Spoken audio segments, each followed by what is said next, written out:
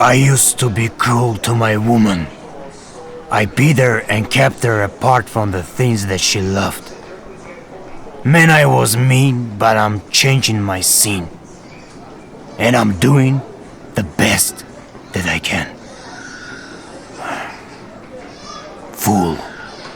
Fool.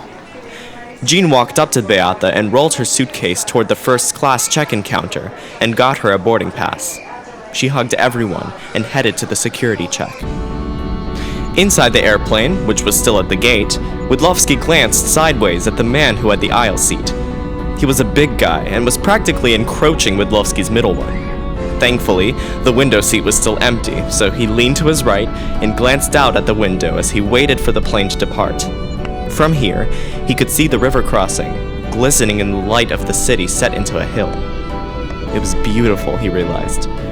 Karash always had been, but he had only been able to see it through the eyes of the oppressed. He made another attempt to see it through the eyes of freedom and hope, but he couldn't. He could still feel the authoritarian rule lurking underneath the surface, even as Beata struggled to live in oppression, but struggled even more to let herself free. Widlowski took out his phone and started to dial a number, but stopped midway and thought better of it.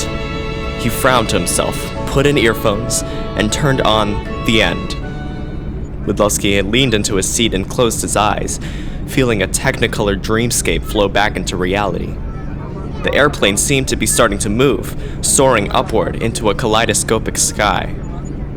He smiled warmly as the plane disappeared into the colorful clouds high above the ground, and the Beatles breathed into his ear.